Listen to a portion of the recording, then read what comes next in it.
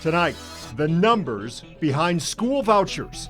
At the beginning of the school year, we told you how every student was now eligible, even those already enrolled in private schools. In a time where, prices of things are going up and the economy is, seeing higher rises in prices, it's nice to get a breather. Now the data is in, showing where your money is going.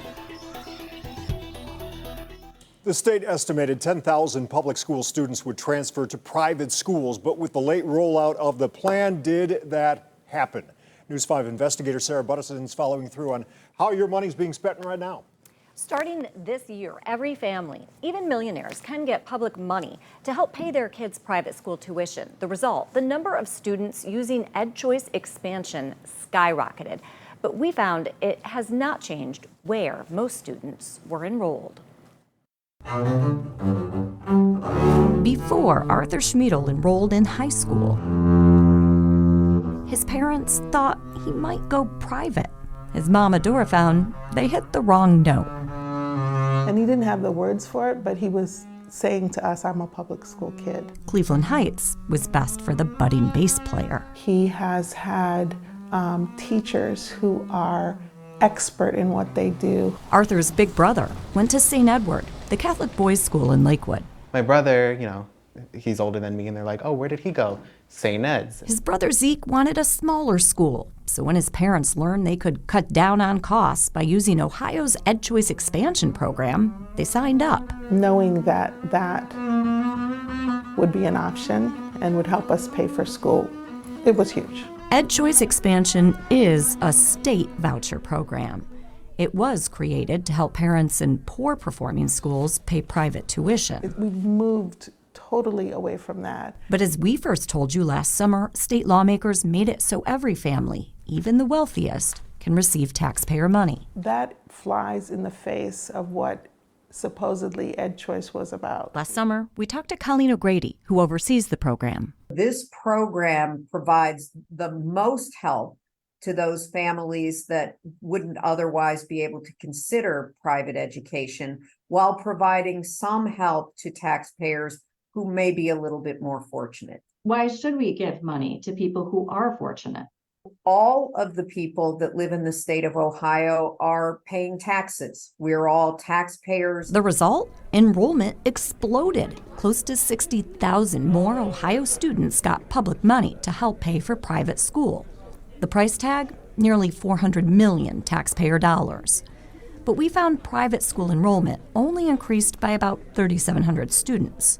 Take St. Ed's. It lost 40 students, but 252 more received vouchers. I think the coming year will be most interesting. Frank Olin is the superintendent of schools for the Catholic Diocese of Cleveland.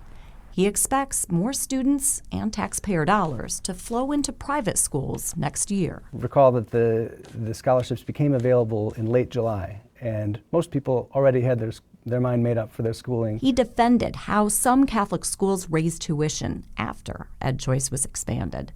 Take St. Mary in Berea.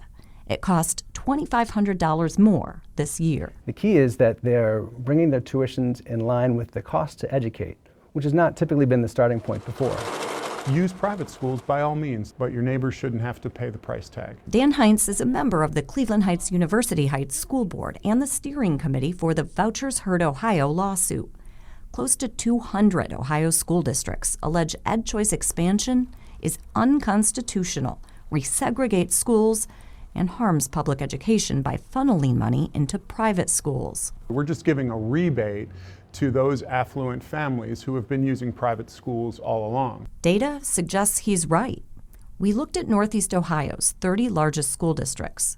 We found huge increases in the number of kids from districts like Avon, Menor, and Strongsville who used EdChoice Expansion, but only small drops in enrollment. We have families who are earning $35,000 a year who are now subsidizing the private school tuition of families earning $350,000 a year.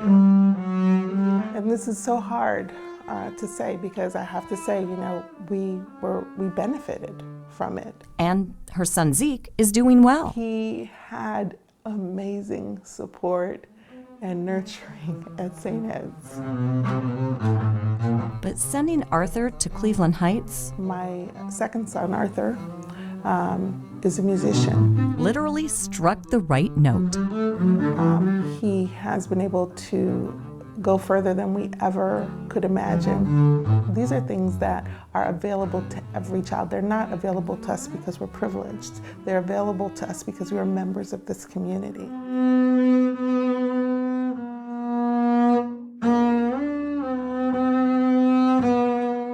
First things first, Arthur, you're one heck of a talented kid. My goodness, that was beautiful. All right, so what comes up next? Next, we have depositions that are currently taking place in the lawsuit, and the trial in the Vouchers Heard Ohio lawsuit has been set for November. So we're not done with this, and we have an update coming up. That's right. Sarah, thank you so much.